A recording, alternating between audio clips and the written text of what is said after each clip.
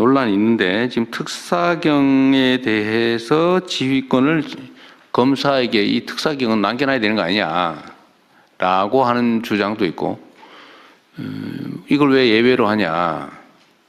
각 특사경에 대한 지휘권은 관련 기관장이나 아니면 관련 부처청에다가 맡기면 되지 않냐. 공무원 조직의 책임자에게. 요 논란이 있는 거예요. 그죠? 그런데 뭐 법무부는 어쨌든 이거는 비전문가들이 수사를 하는 거니까 네네.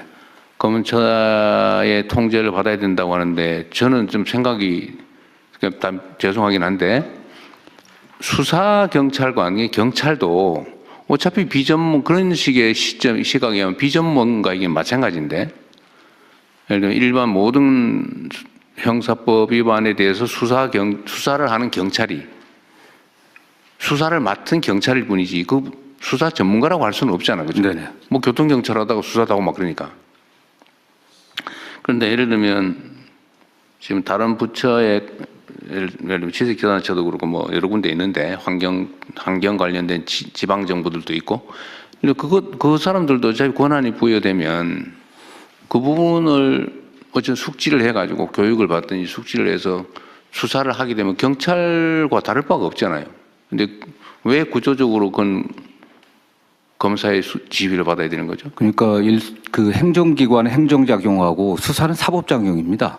수사라고 하는 사법작용은 궁극적으로 목적이 기소해서 처벌하는 겁니다. 그런 행정청의 행정작용, 조사작용, 조사는 좀 내용이 그 목적이 다르기 때문에 최종적으로 기소를 목적으로 하려고 하면 조사 단계에서부터 수사를 한다고 하면은 증거를 적법하게 수집해갖고 그 적법한 증거 능력을 갖춘 증거를 갖고 기소를 해야 되지 않겠습니까?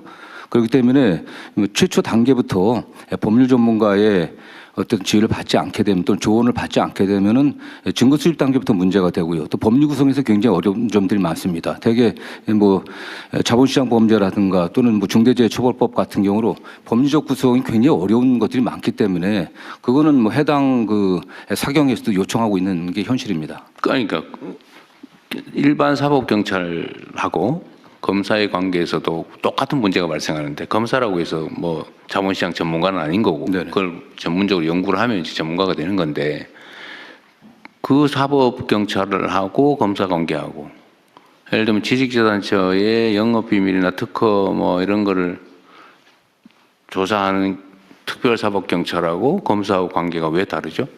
일반 사법경찰관들은 기본적으로 수사를 하고 있는 게 일상적으로 수사를 하고 있는 거 아니겠습니까? 여기도 마찬가지잖아요. 일상적으로 저기 그 해당되는 부분을 대개는 25명이 그게 행정